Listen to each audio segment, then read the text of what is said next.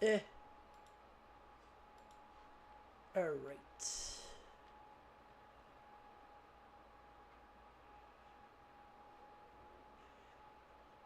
That's interesting.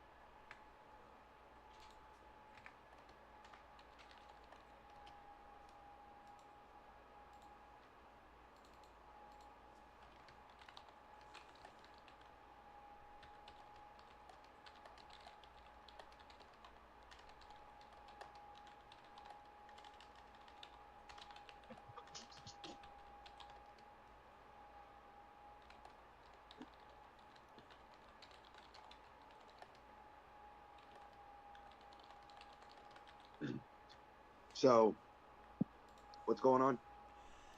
We're all set. I just went live, but we have some Vinnie Mac news. All right, what do you got?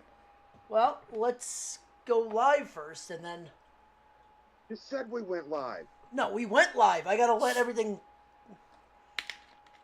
Just because we went You see live that? doesn't mean we went live. If that makes sense. Motherfucker Jones. Well, I gotta do the intro. This is the pre-show. Joe. Gotta do the intro. It's like pleasing a woman. You gotta ease into it.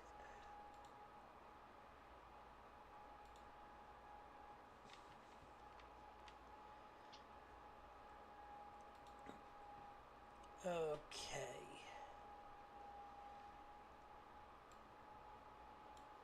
Oh, alrighty then.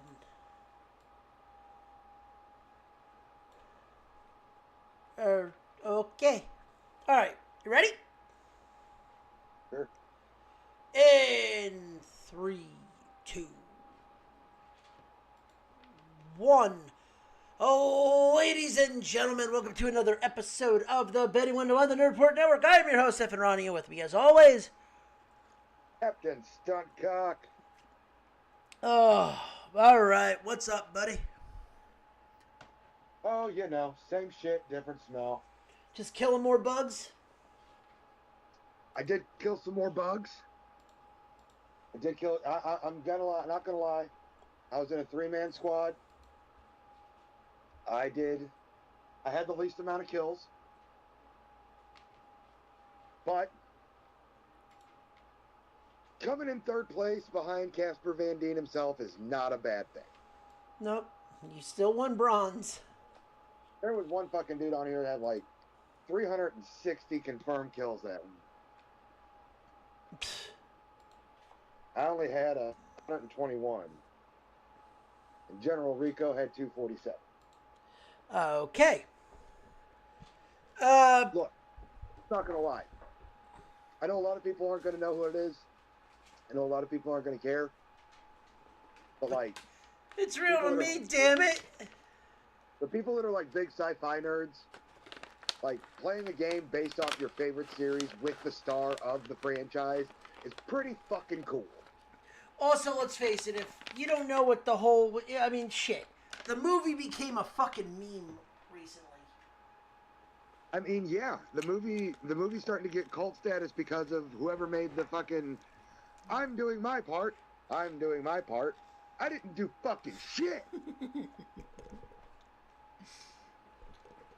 Because I've seen people post the meme, but how many people know that the I'm doing my part thing It's is from from Star? the Troopers. It's fucking funny, especially whenever they're all yelling it in the game chat, and I yell, "I didn't do fucking shit." But, yeah.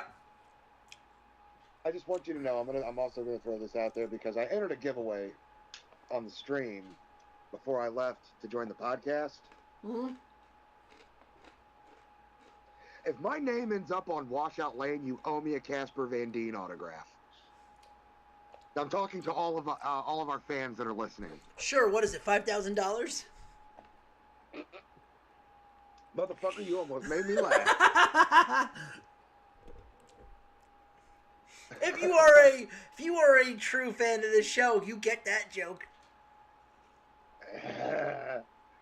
And then, dude, didn't even go for that much. No.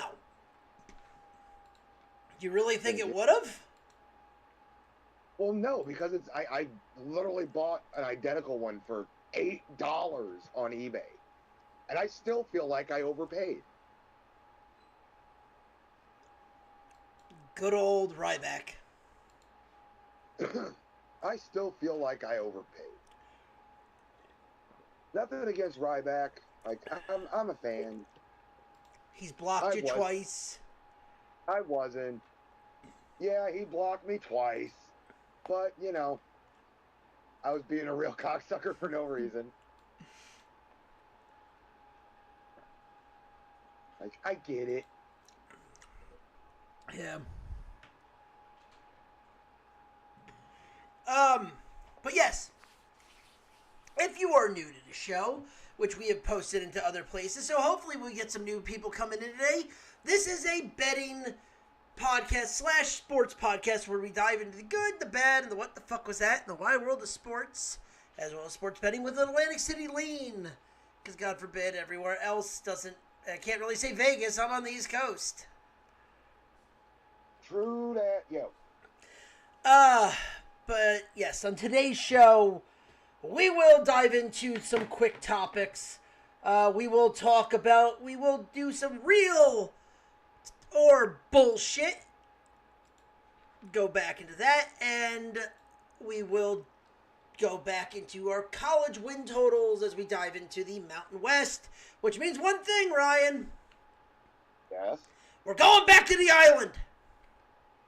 Fuck the island.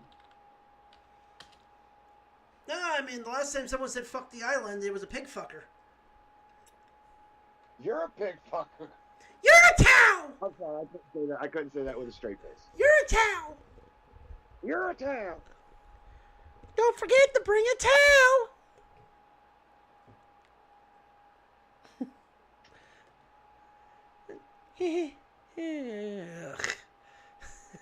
Oh. In this case, you're Satan in hell. I mean, okay. And no Christian this week. He will be back on next week. So this might be a shortened show. Okay, sure. Let's do what we gotta do. All right, and let's dive into the quick hits. Quick hit number 1. DJ LeMahieu has been FDA'd from the Yankees. Okay. Kind of good. They needed to get rid of him. He is now a free agent. They released him. He's owed $22 million over the next 3 years. That's not a bad little piece of change. Nope. And yeah, that's a big news for the Yankees. On the other hand, for the Mets, oh my God, dude, New York media. Yeah. Oh my God, Juan Soto got snubbed at an All-Star game. What? Juan Soto did not make the All-Star team or the All-Star game.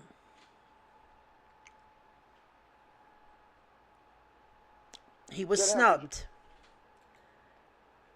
Wah! He's still making $70 million this year. Wah! Right, cry me out fucking there, you whiny little cunt. Oh my God. Listen, I'm a Met fan. And I even said, who the fuck cares? Who the fuck cares? It's, first off, close enough. Sounded more like Dustin's favorite team going to the Habayad. Oh no, it's fucking retarded. Oh no, it's fucking retarded. Oh, and moving forward in the show, that word will not be off limits because apparently the R word is back. I didn't know it ever left. No, and no one's ever going to say that it's off limits because fuck that. That shit's retarded. Yeah, it's retarded. You're being a fucking retard. Just, it's retarded like people going to get ice cream. Right. But when the fuck did we get ice cream? When the fuck did we get ice cream? Other news, history was made yesterday, officially. Officially? Officially. This has never happened in Major League Baseball. Okay, hit me. In the same day, we had a leadoff inside the park home run. Okay, and lead off. What did it do? Did it go into the fucking wall? It bounced off the top end of a wall and ricocheted past center field. Okay. And at the same time, we had a walk-off inside the park home run. Dude, inside the Parkers are so rare. How do they get two in a game? It wasn't two, well, it was two in the course of a day. So it wasn't the same game. So it was the Sacramento A's, or the Athletics, led off, Lawrence Butler became the first Athletic in 82 years to hit a leadoff inside the park home run. Okay, how did that one happen? It hit off the top part of the wall and ricocheted away from the left fielder. I mean, but we're talking, if it's ricocheting far enough for an inside park, we're talking that motherfucker's ricocheting like 70 feet. No, he overran it and it went the other way. Okay, that makes better sense. Yep. And then during the A's-Phillies game, a walk-off 3-run inside the park homer happened to end that game. It wasn't an inside the park homer, was it? Yeah. The walk-off. The walk-off. What the fuck is happening to baseball? And it was the same kind of thing. It hit the top part of the outfield center field wall, which was a little bit extended, and ricocheted away from the center fielder. That's fucking crazy. Yeah. First time ever.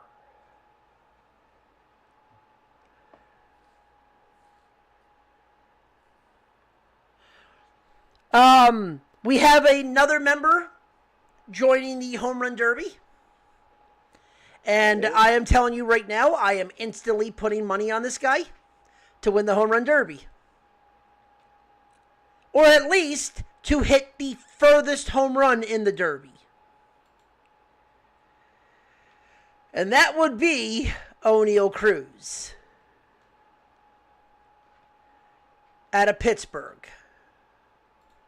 Okay. Because last night,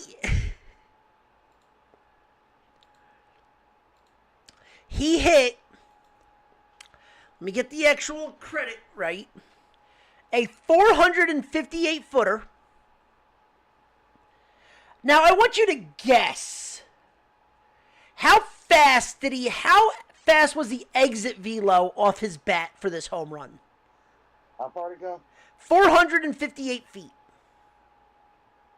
I'm going to give it an exit velocity of 115. You are close. You are very close without going over.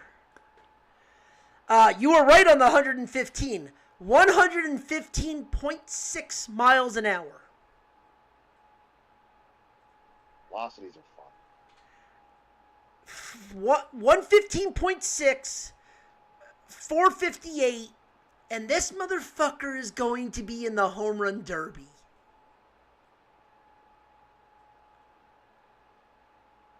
Well, oh, good for him. Bro, this dude hits they're calling it cruise missiles when he hits line drives. No, fuck that. He's hitting straight up piss missiles. Okay, he's cranking piss missiles. Bro, they're 120 mile an hour liners. Oh, I'm watching the home run too. Oh, he put it in the fucking river, in the fountain in Kansas City. So you're saying line drive homers. I mean, you're talking like straight arrow out into the fucking third, fourth row. Like, he's hitting upper deck line drives. Are you talking about the ballooners that go up and land in the upper decks? No, he hits, well, this one, the one that he hit the 115 was a ballooner. But he hit one that landed in the fucking cove in Pittsburgh, was 116 miles an hour. Huh. And it was a straight liner that went right into the water.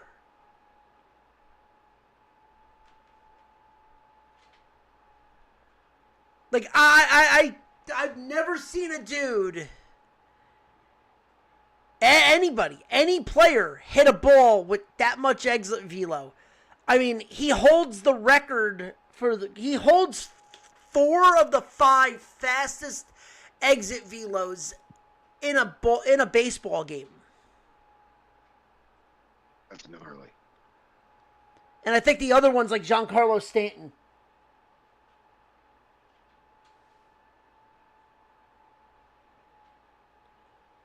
Like, it's crazy how hard he hits the ball. And remember, this dude now is a center fielder. He was a shortstop. Right.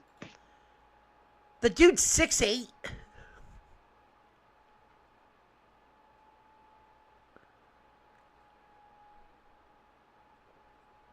The dude's 6'8". And he's a center fielder now, but he was a shortstop. What the fuck?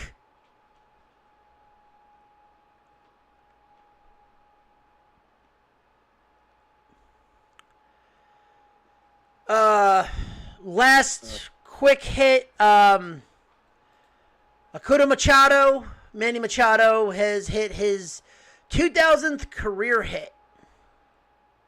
Hey, congrats.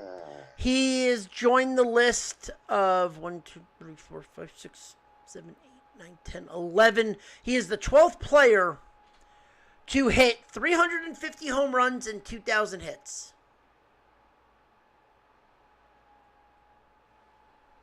Say that. What? I'm sorry, say that again. He is the 12th player to have over 350 home runs in his career and over 2,000 hits in his career.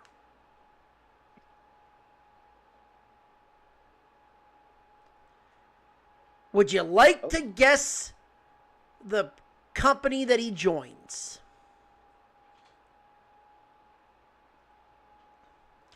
I'll say this.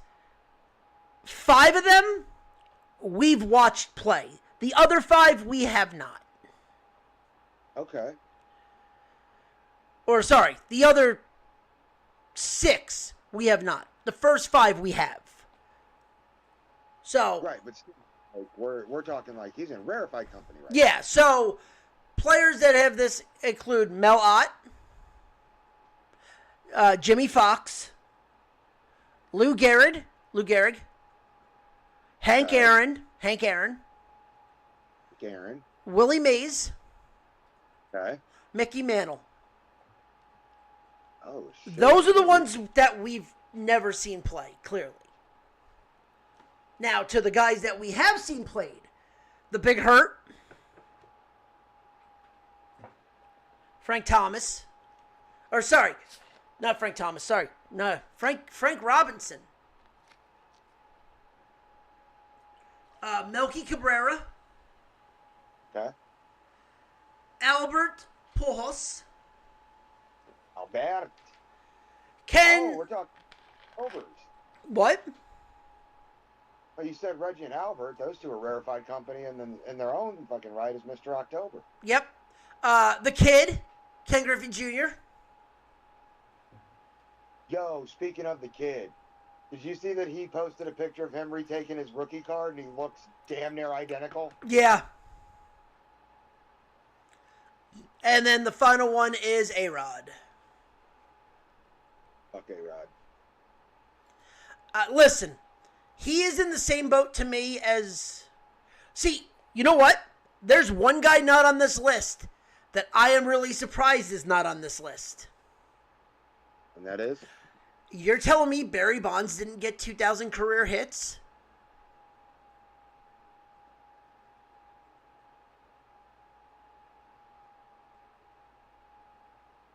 No, I think he's just short of that, actually. Oh, sorry, hold on. Through age 32 seasons. So this is how fast he did. Okay. So this is before, he might have, there might be a longer list for a career. This is up to the, they've gotten it at age 32.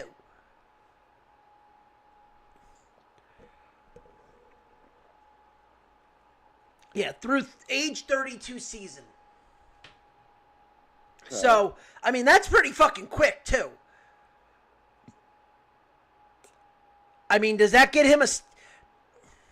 He might not get any rings at the end of his career, but does this get him...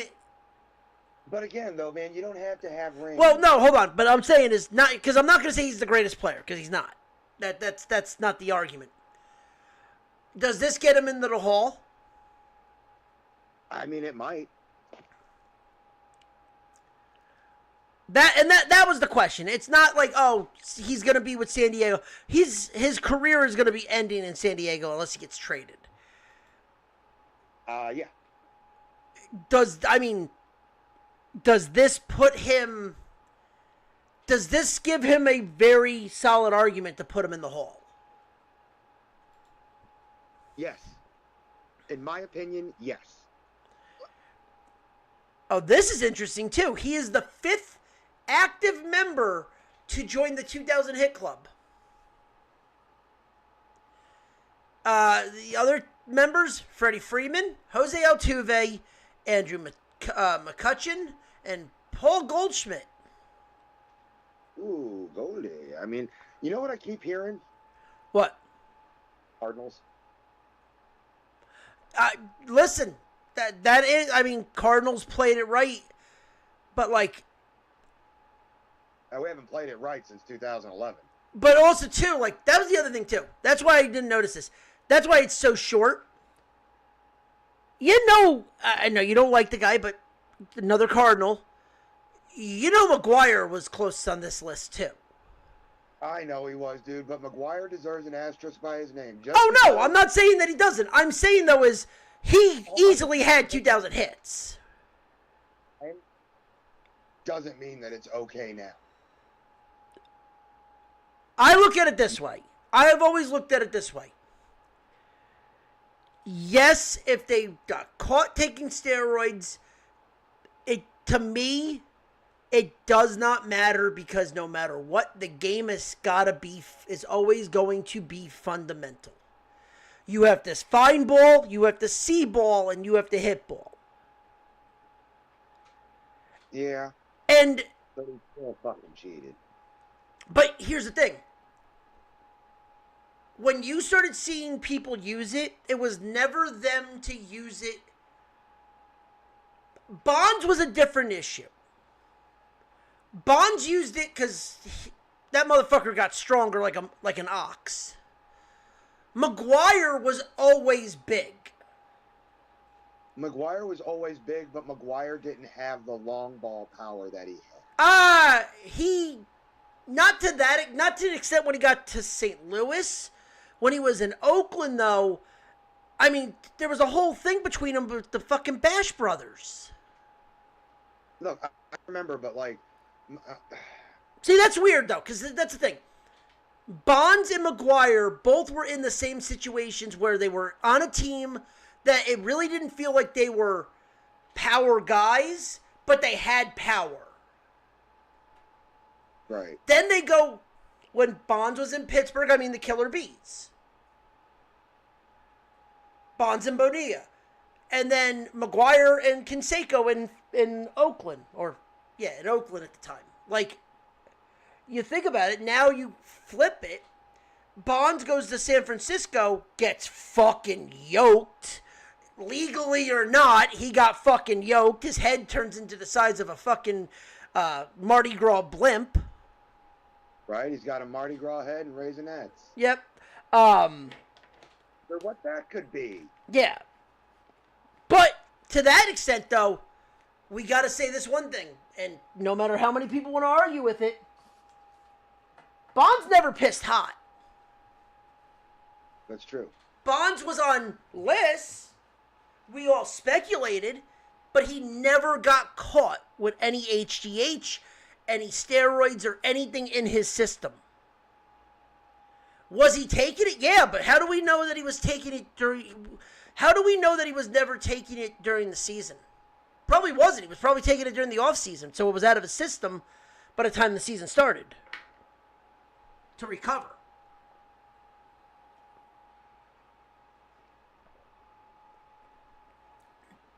Now, again, not saying any of that is right, but the man, and it's the same with A-Rod. Just look at his stats for Bonds and A-Rod. Look at their stats when they weren't on any kind of enhancers. Right. They still had Hall of Fame careers.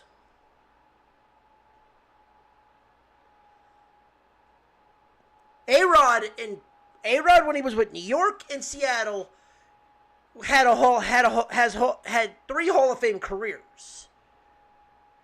Bonds in Pittsburgh had a Hall of Fame career. So, okay, so McGuire with Oakland, there's an argument there. Because I don't think he was I don't think he was with Oakland long enough that it was going to help him.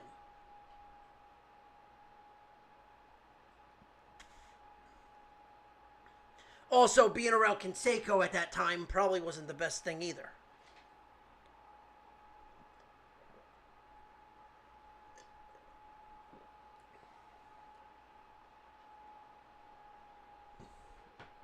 Right. But yeah. Now go ahead. Oh no, I was just saying, but. Meh.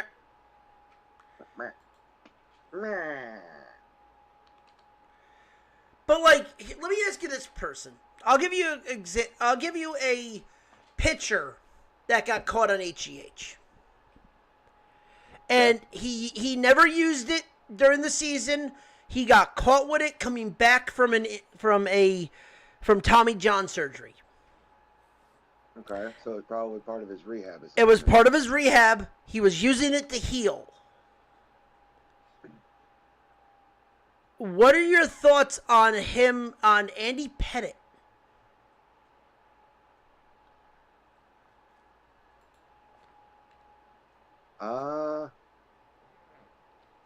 Well, I suppose. Yes, he got busted for pissing hot. Look, for me, it's going to depend on if it was part of his rehab treatment. He was using it to recover from Tommy John. He has said that. When he got caught pissing hot, he said he never used it in game. He only used it for recovery, coming back from injury.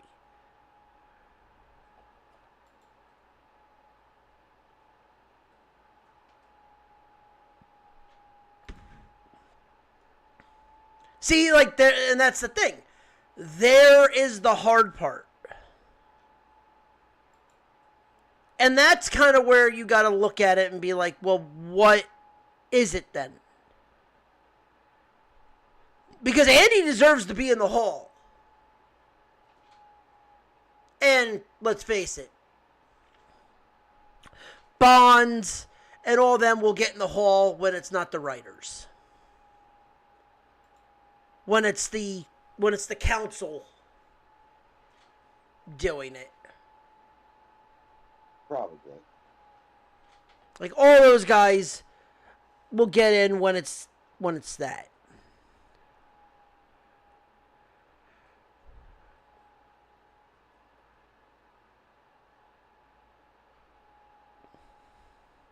And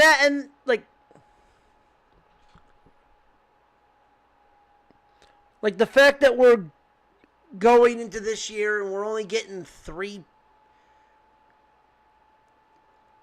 Like, that's always been my issue with the MLB Hall of Fame, though. The MLB Hall of Fame being done by the writers. Oh, if they... Like, shit, how many times has John said it to us? Oh, well, Bonds was a dick during the strike, so he doesn't deserve to get in. Unfortunately, him saying that is the fucking truth because the writers didn't like him. Right. Then he got allegedly part of the Balco case, and then go from there. Right. But that whole thing being like, oh, hey, he did this. Well, he didn't like the strike. Well, he wanted more money during the strike. Yeah, like, I can't bitch at a guy that wants more money for the amount of games that he plays. Especially for what we see the owners have gotten away with. True. So, oh, well, I can't afford a car payment. Like, no offense to John or anything like that, but if you were making that kind of money, you'd be wanting more too.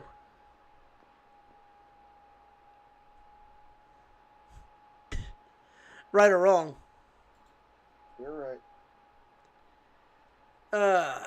But that's really it when it comes to the quick hits.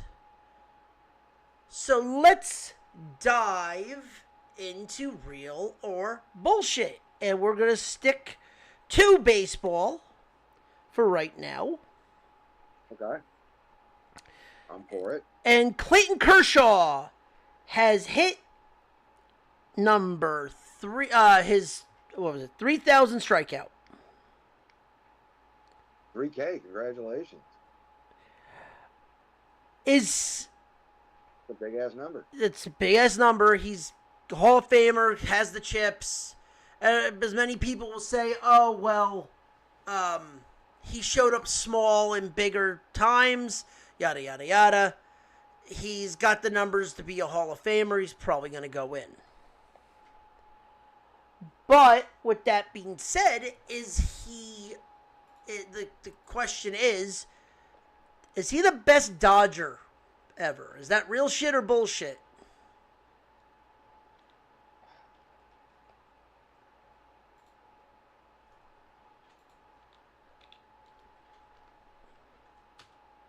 Might be the greatest Dodger of all time.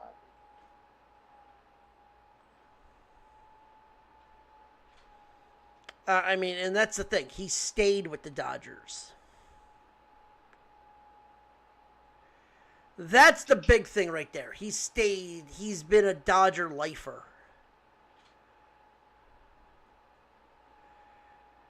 I mean, he's over. Here's the thing. He's 18 seasons with the Dodgers. He's gotten 216 wins, 95 losses. So he's almost at a 700 win rate. He's got a lifetime ERA of 2.5. All right. Pitched over close to 2,800 innings.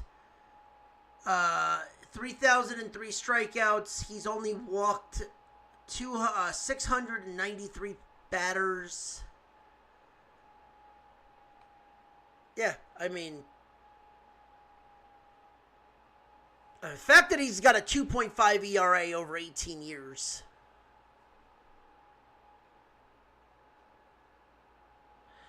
Ten-time All-Star, 3 Cy Young, World Series, not World Series, sorry. MVP, he's got the Triple Crown under his belt, too. He's a 10-time All-Star.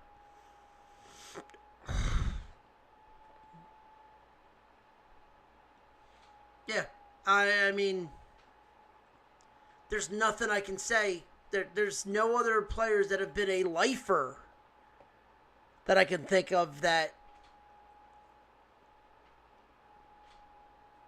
would be considered the best Dodger ever.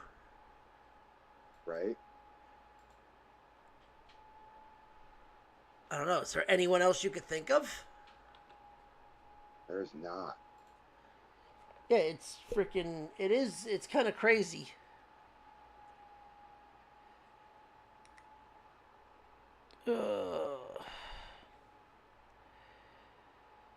I'm trying to find the other thing, the other article that I found that we can dive into. Okay. Other news. There were two college football bits of news that I want to talk about. Okay. One of them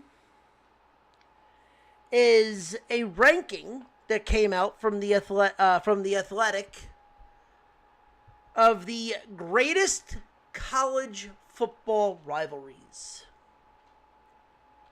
Okay. Do you have any guesses? There's a top 25.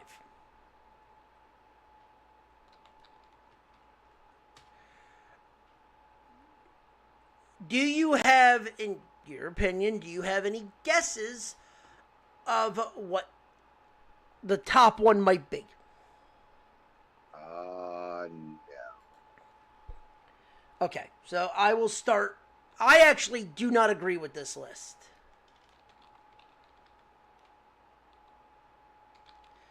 For obvious reasons, except for when we get to the top of the list, it's somewhat right. So I'll go from there. Number 25 is Bedlam. Oklahoma versus Oklahoma State. 24, Clemson SC. 23, the Egg Bowl. 22, Iowa versus Wisconsin. 21 is the Apple Cup. Washington. No, sorry, not the Apple Cup. Sorry, it's Washington and Oregon. I was gonna say they don't even have the Apple Cup or fucking. That's the other problem. They don't have the Apple Cup or I believe they don't have Civil War on here either.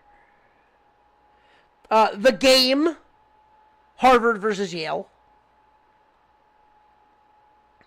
Hey, one's out by you, Rye. The Border War, Kansas, Missouri. Really? Yep. No. Yeah. Number 18, Michigan versus Notre Dame. That hasn't been a rivalry game in the last decade. Auburn, Georgia. Don't really consider that a game that's a rivalry. Michigan State, of course. Hook'em versus Gig'em. Texas A&M versus Texas. USC versus UCLA. In-state rivalry, fine. Alabama, LSU. Not really a freaking rivalry game. It's an SEC game. Big deal. The world's largest cocktail party. Georgia versus Florida. Alabama versus Tennessee. Again, not a rivalry game. Minnesota versus Wisconsin is your top 10. This is your top 10. Again, not really a rivalry game.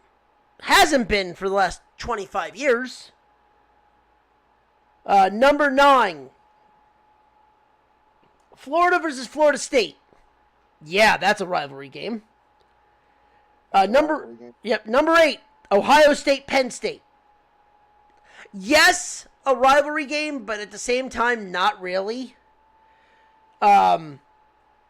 It's a Big Ten game, but it's always a whiteout game for Penn State. So, yeah, it's a rivalry game. I'll count it. Miami versus FSU. Yeah. Okay. Nebraska versus Oklahoma. This has not been a rivalry game since the fucking Pac-8. And the Pac-8 was like 94 to 96. Would you consider... Yeah, I was going to say, would you consider that a greatest rivalry game if they haven't played in like 35 years. I mean, technically, yeah, it's still a rivalry game, man. But they haven't played the game in 35 years. It's a rivalry, but I would not consider it the greatest rivalry game.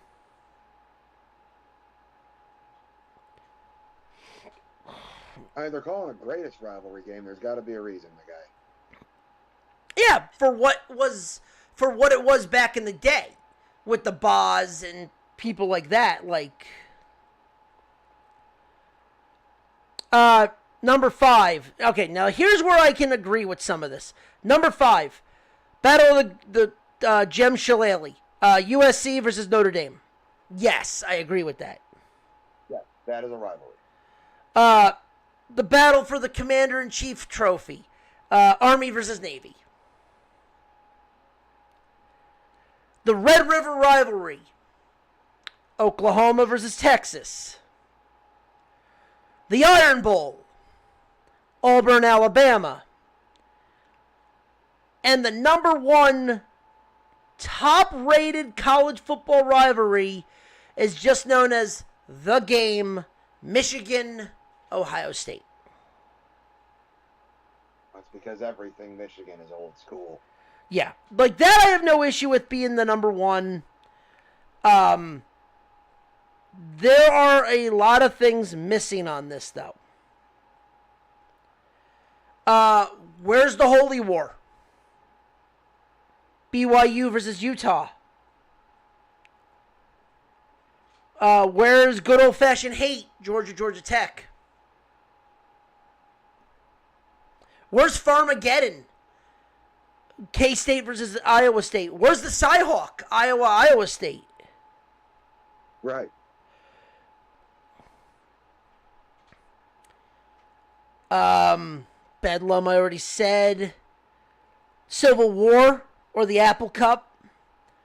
Where's the fucking backyard brawl with Pitt and West Virginia?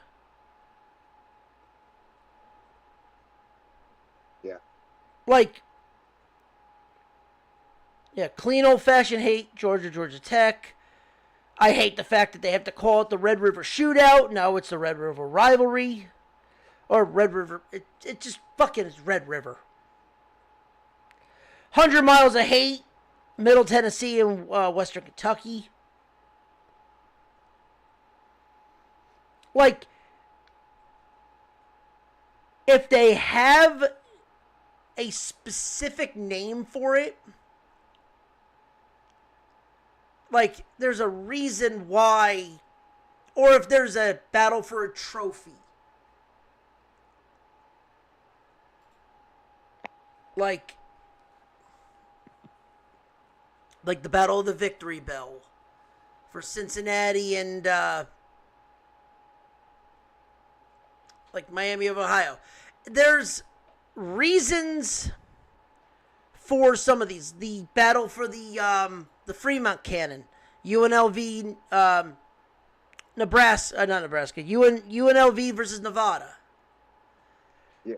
Like, Michigan versus, this is not a big rivalry game, but Michigan versus Minnesota, the battle for the fucking, the battle for the jug, battle for the moonshine jug. Yeah. Like,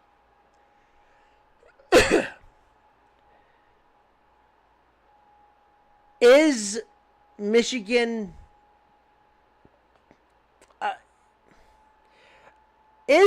Ohio State the greatest rivalry game ever? Yeah, because it's Michigan, Ohio State. Right. But, and I'm going to fucking pull the curtain back on this one, there wouldn't be a Michigan, Ohio State if it wasn't for Lafayette versus Lehigh, which is considered the oldest rivalry game in football, and Rutgers versus Princeton, which is technically the first ever rivalry game because it's the first ever fucking game. Well, yeah.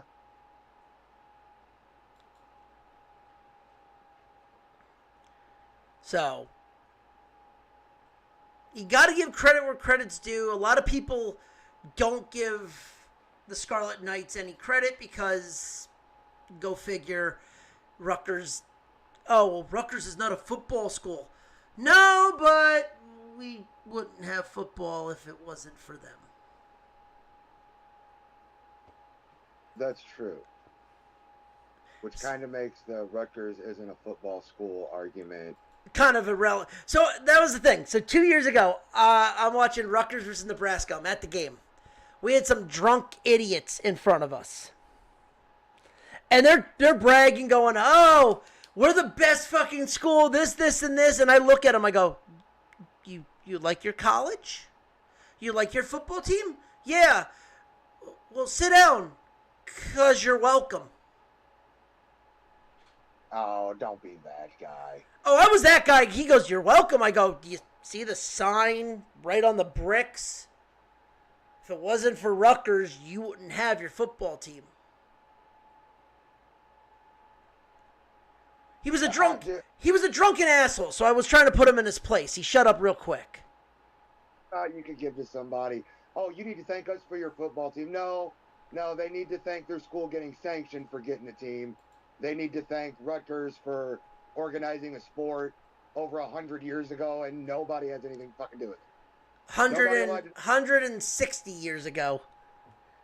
160 years ago. Were you alive 160 years ago? No.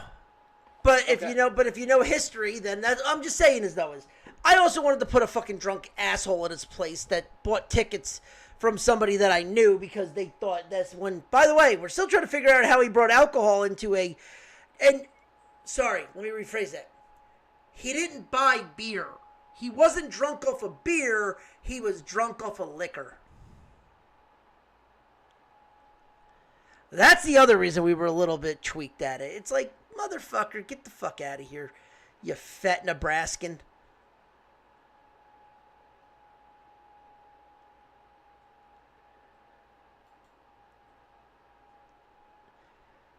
Like, rude as shit. Hell, I had an Ohio State fan sitting next to me during a Rutgers-Ohio State game. And I'm ribbing the guy, like, back and forth. We're ribbing each other. It's like, dude, it's Ohio State. And he goes, yeah, well, we're winning. I go, you're beating Rutgers. He goes, fair enough.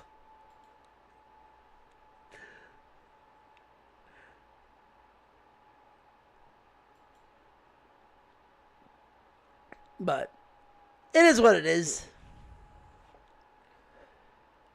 All right. Last one for real or bullshit. And this is the news that just broke out today. Okay, what do you got? So, Big 12 Media Day happened today. Okay. Dion got up on the podium and was talking. Okay. And said, I will add this at the beginning, real shit or bullshit, the college football needs a salary cap.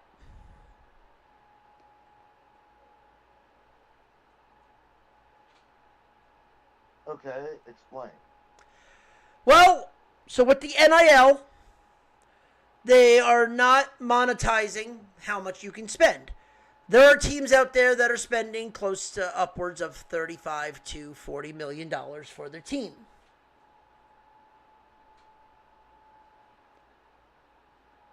Now, what Dion is proposing is a salary cap of, say, 25. So it's hard to explain to someone giving 25 to 30 million to a freshman class. That's crazy. What he's saying is make a salary cap about $20 million.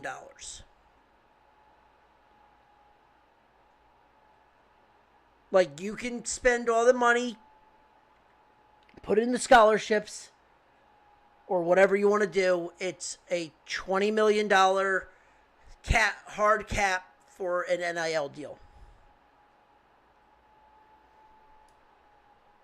Can't go over it. I'm kind of for this.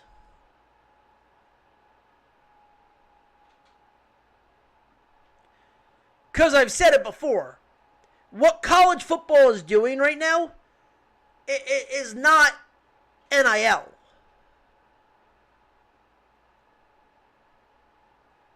I'll say it again until I'm blue in the face. What Livy Dunn was doing was NIL. What Reggie Bush did to get in trouble was NIL. It's name, image, and likeness. The whole point is to let these kids go out and make money off of their name. If they want to go to a car dealership and sign autographs and make $10,000, you let them.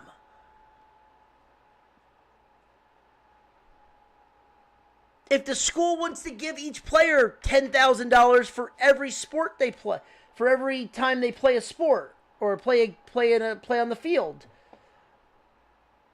yeah, that's it. They get a cut of every jersey they sell. That's what the NIL was supposed to be. Not, hey, we're going to sell all these Shedeur Sanders jerseys and not give them a lick.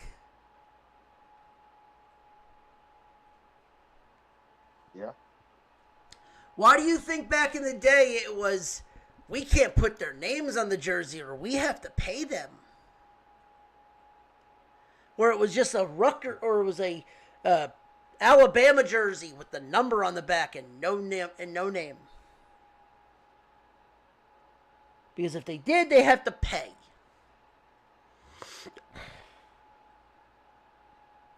Sure. What are your thoughts? Do you think this is real shit or bullshit? I'm gonna call it bullshit. All right, explain.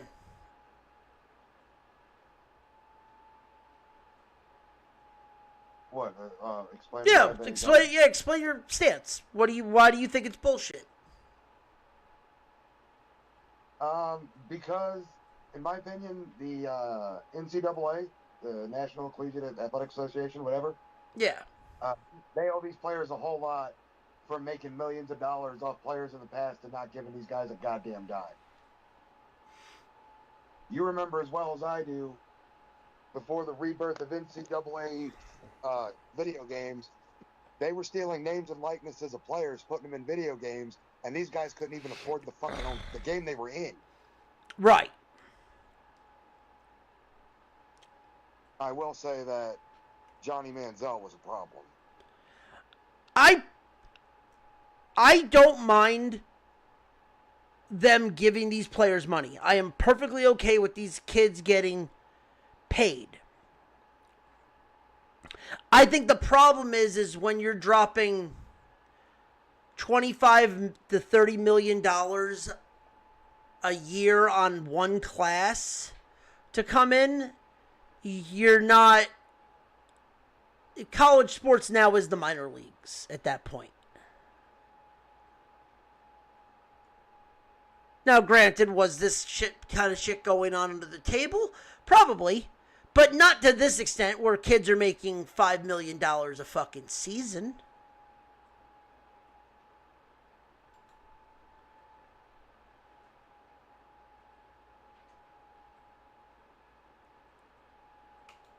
Like, they might have made a couple $100,000 from boosters. No, man, some boosters drop fucking life-changing on here. I mean, they could, but I just, you get what I'm saying, though. Yeah, I get what you're saying, though.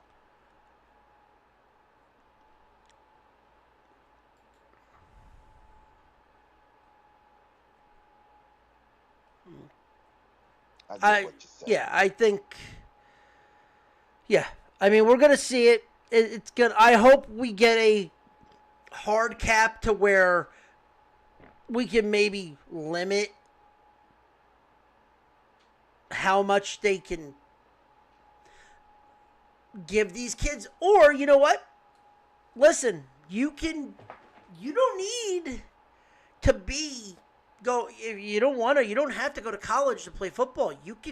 There are 2 leagues that you could be 18 to go play in. That's the CFL and the UCFL or the XFL. You can go be a battle hawk.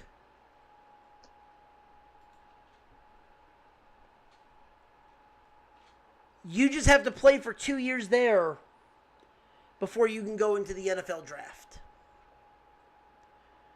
You can't, 3 years. You can't go into the NFL draft until you're 21 years old.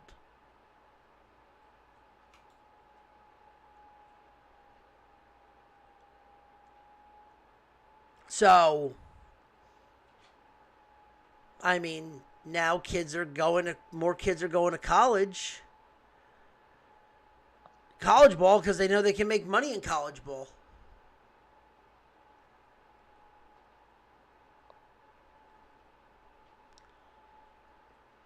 I mean, what's funny is did you see the shit going on when it came to the NBA and college basketball? Cooper Flag get ready for this.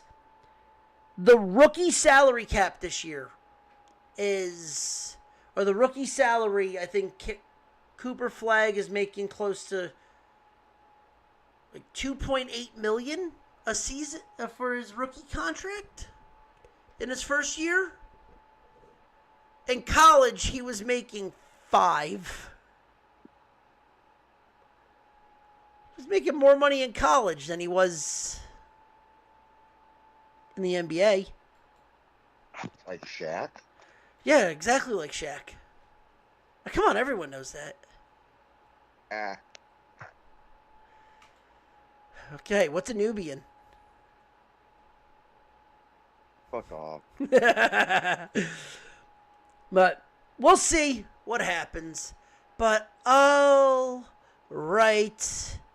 While we have time, let's move in to our over-under predictions as we dive into the Mountain West and find out who we think is going to be going to Las Vegas to hold up the trophy. The ridiculous favorite right now is Boise State. And we will start with them. Boise State coming in. Their over-under is 9.5. Their title contentions are, like I said, they're the heavy favorite at minus 130. The quarterback's the same. They pretty much they bring back a different offense. And their non-conference games are South Florida, Eastern Washington, Appalachian State, and Notre Dame. First off, that's a loss to Notre Dame. They're at the Irish. That's a loss. There's no Genty. You're telling me this team doesn't lose 3 games? This is an under. I got them winning at 9. What do you got? I'm going to go with you. Under? Okay.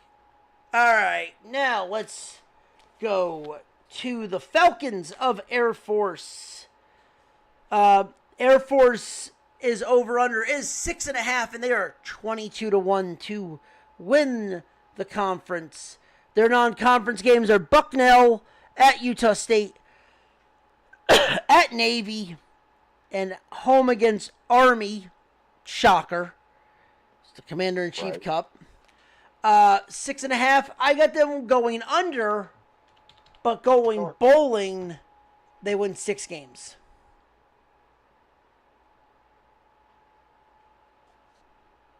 I'm going to go under. Okay. All right.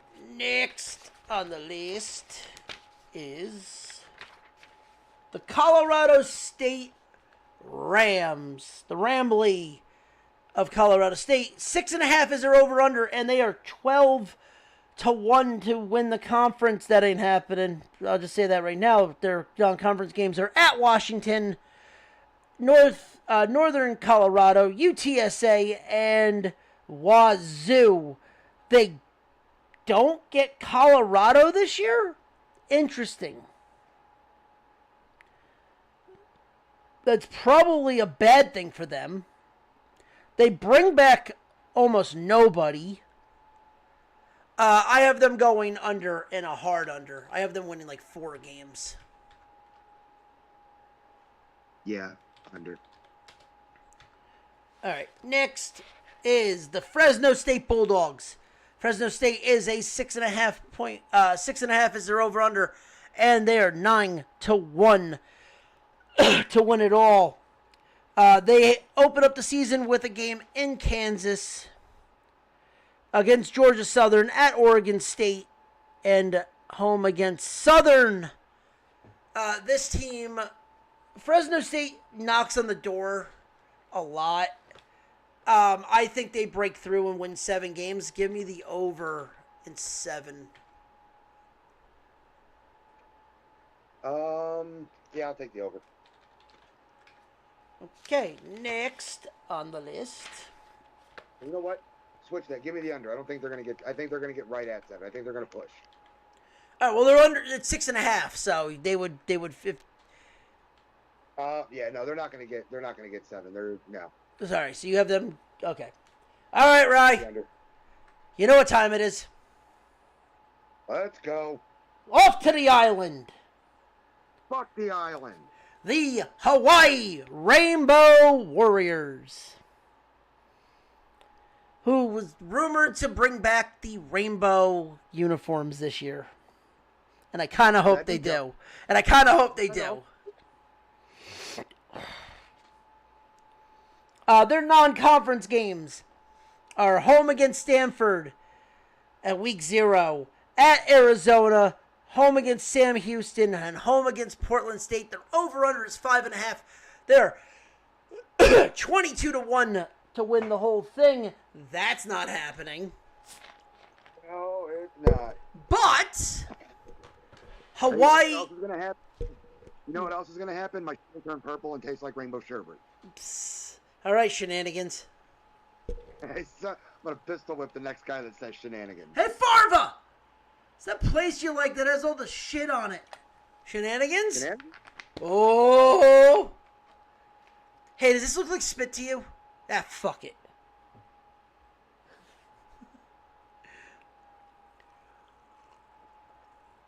I'll get a liter of cola.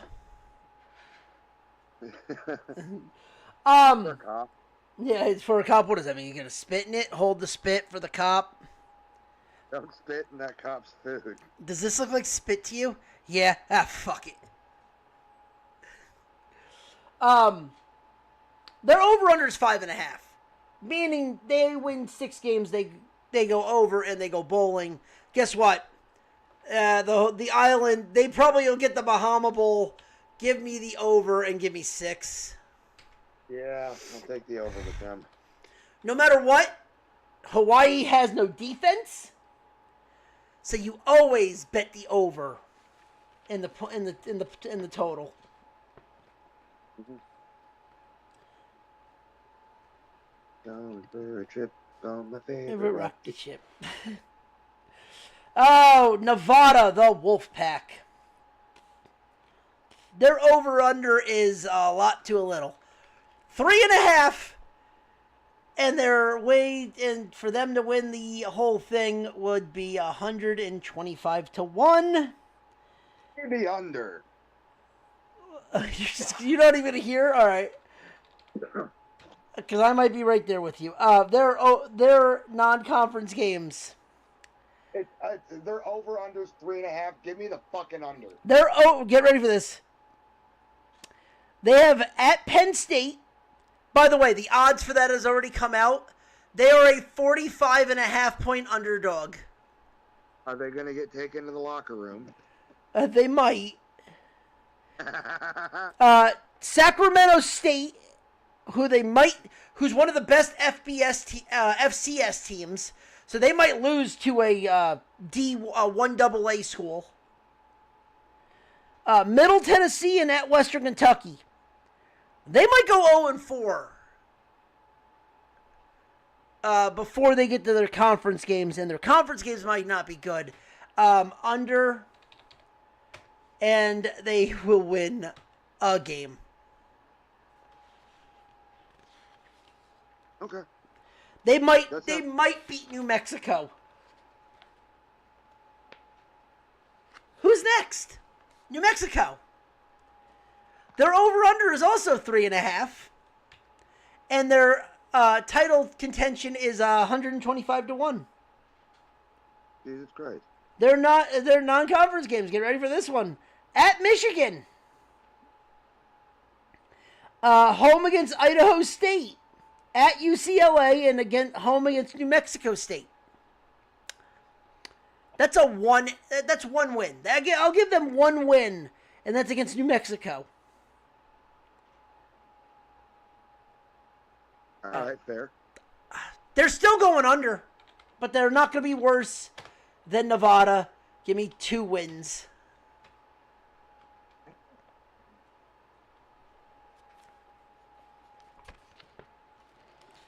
You taking the under 2, or are you going to say they're going to win 4 games? Because I'll be shocked if they win 4 games. Dude, that's pushing it. So, under. Next, the San Diego State Aztecs. Their over-under is 4.5, and they are 45-1 to win the Mountain West. Their non-conference games are home against Stony Brook, at Wazoo, California, and Northern Illinois. I got them at 5 wins. Give me the over and give me 5. I'm taking the under. All right, next. The San Jose State Spartans. Their over-under is 7.5, and they're 8-1 to win the conference. Central Michigan at Texas, home against Idaho, and at Stanford. This team, it's funny because they still have their quarterback coming back, but that's really it. They have a brand new defense and pretty much a brand new offense. I have them actually going over and winning 8 games. 8 games? Yep. Yeah, give me the over. Okay. Next, team that I'm always high on. Give me the UNLV Rebels. Oh, fuck yeah, give me the over. Their over-under is 8.5. They are plus 410 to win it. Right, I was about to say, dude, I don't even need to hear the over-under. Give me the over. Yeah, actually, I'm looking at this. They got 2 quarterbacks that are in the transfer portal that can run from the line of scrimmage. This is going to be a run-first team. Very under points team. Just so everybody else knows, so I can read it out. UCLA, at Sam Houston, UCLA, Idaho State, and at Miami of Ohio. This team, I got them winning 10. I think they're going over, and I got them winning 10 games. So I have them in, right now I have them in Boise State getting into the, it's going to be a rematch. And the final 2 teams, we have Utah State, the Aggies. Their non-conference games are UTEP, at Texas A&M, McNeese, and at Vanderbilt. Their over-under is 4.5. Their chances to win the whole thing is slim and none, 65-1. Their over-under's 4.5. I got them winning 1 game, maybe 2. They might win UTEP, so give me the under and give me 2.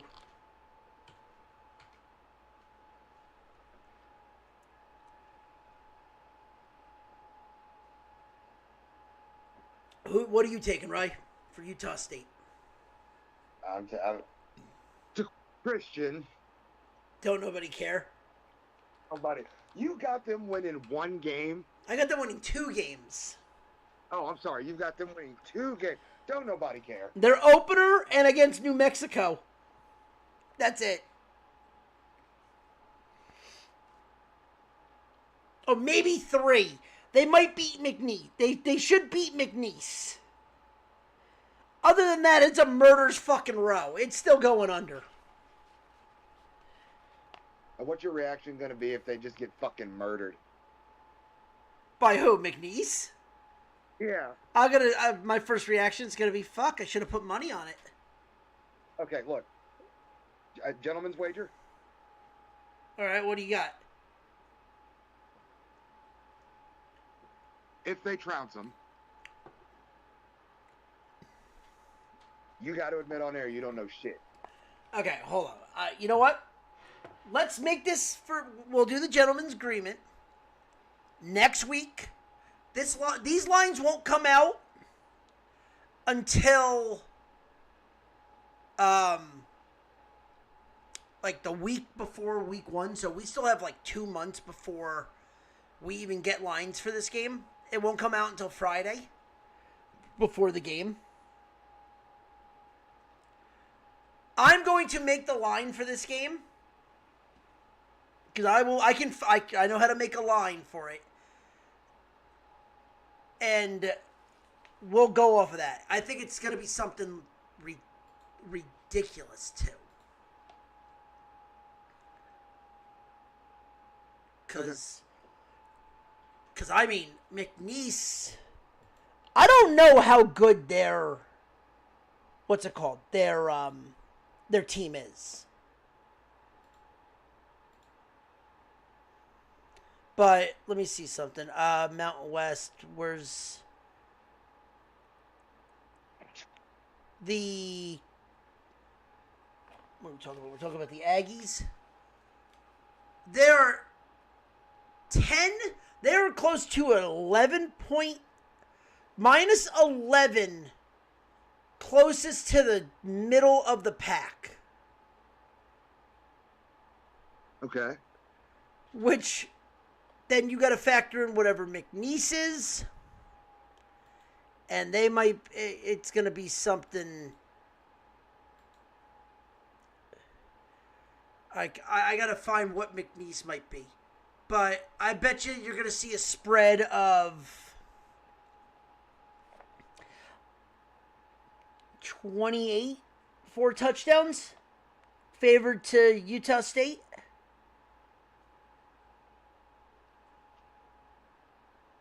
Just did a quick math in my head because it's a FCS school.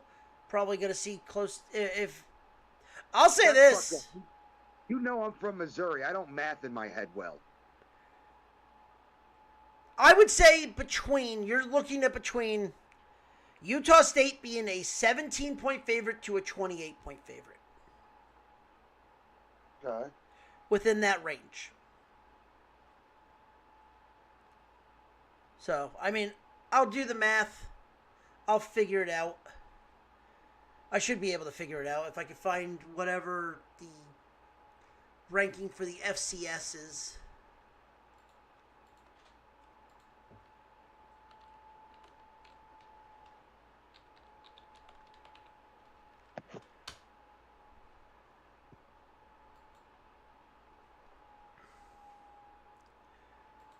Okay.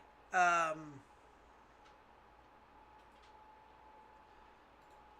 right. Final team. The Cowboys. Wyoming. But yes, we will do that gentleman's agreement. I just want to figure out what the line would be for it. Their over-under is 4.5. They're 35-1 to win the conference. Their non-conference games are at Akron, Northern Iowa, Utah, and at Colorado. Wyoming should, with the games they play later in the year, with how cold it is in Wyoming, leans heavy to them. I mean, granted, they finish out the year Thanksgiving weekend in Hawaii. Lucky son of a bitch.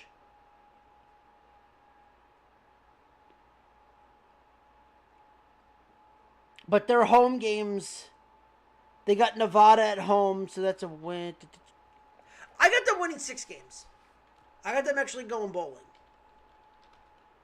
They're going bowling. Yep. Oh, over under 4.5 for Wyoming for the former Josh Allens. So, tonight. And for my title game, I am going to take the UNLV Rebels versus Boise State. And I got UNLV winning it this year. My long shot, though, would be San Jose. Chico State. Yep, will be Chico State.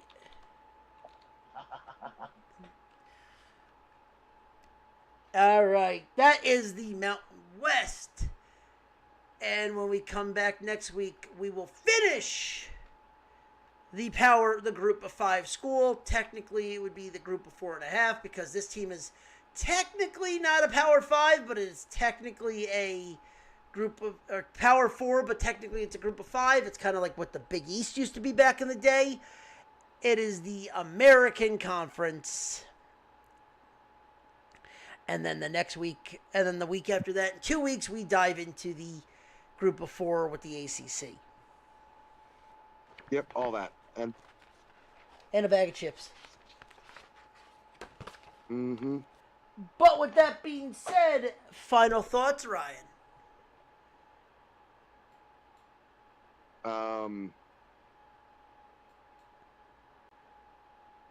Yeah. Well, if the women don't find you handsome, at least they'll find you handy, right? I mean, if they don't find me handy, at least I'll find me handy. Hey. Stop. The giant horse conch. That's the giant horse cock. The fuck?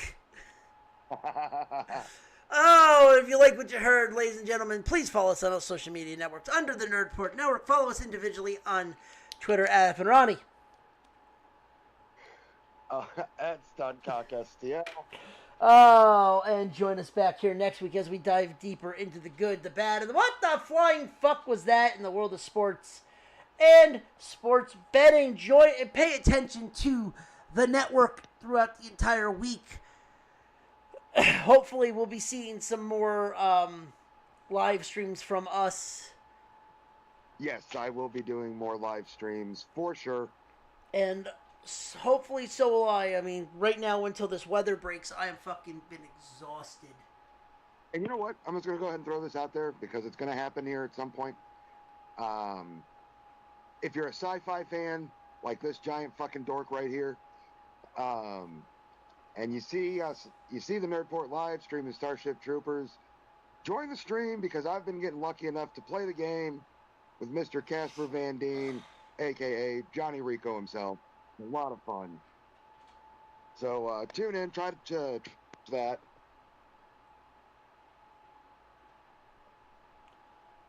I don't know what he's playing. I don't know what you're playing. Right now I'm about to go back into Doom, and then I do the Wheel of Misfortune. Oh, the Wheel of Misfortune's gonna be fucking terrible. So, on the list right now for the Wheel of Misfortune, if by any chance we get donations and things like that, extra wheel? What? Things on the wheel? Oh, there's extra shit on the wheel. So, one of them is... Alright, so... Oh, what the hell? Did all the other shit go away? Huh! Okay. It did go away. All right, fuck it.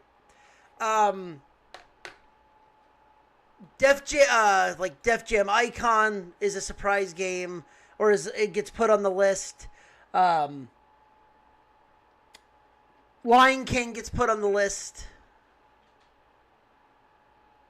Things like that nature. Things that make me want to throw Sonic and the Black Knight, Sonic and the Seven Rings of Holy Shit.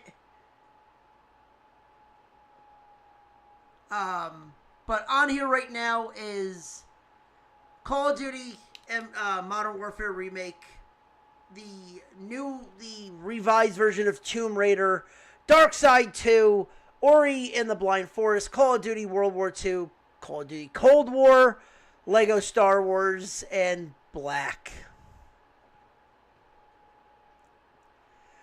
So those are... What? I think we need to...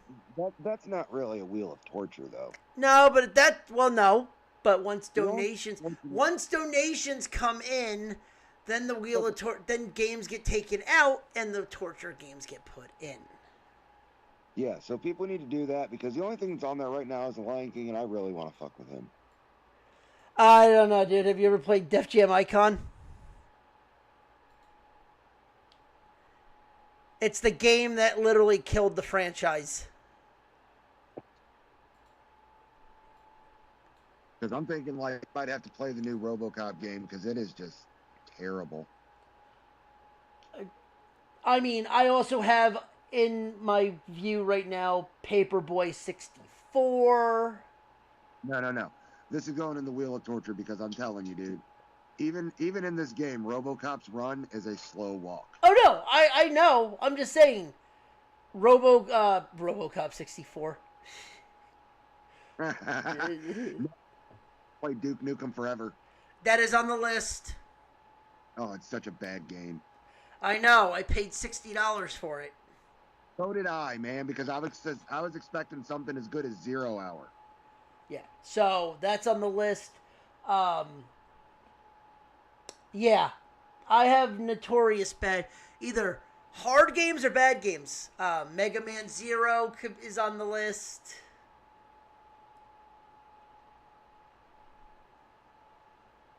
Shaq Fu.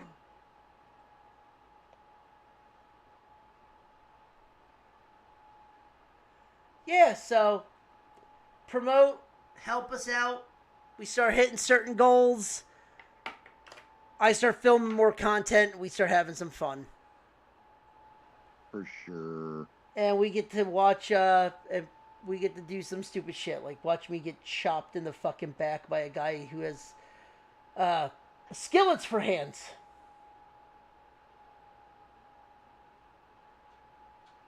Yeah, that's going to be awesome. For who? For everyone except for you. Yeah.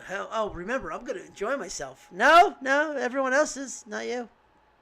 No, everybody else is going to enjoy themselves. You're going to hate your life. Like, I'd rather take a kendo stick shot. Oh, that could be arranged too. That's the sad part. Well, yeah, it can be arranged. I'm sure it's going to happen August 16th. No, I'm saying I know that someone that would whack me with a fucking kendo stick. Yeah, don't do that, dude. Don't do that. I love you. Don't be retarded. But with that being said, ladies and gentlemen, that is our show. And if you like what you heard, tell your friends. If you didn't like what you hear, fuck yourself right in the face. Tell your enemies, but always remind them two different things. One, Bobby Bonilla be getting paid. And two, there is always a teachable moment. If you don't believe me, then fuck it. That's just a fact of life. Yeah.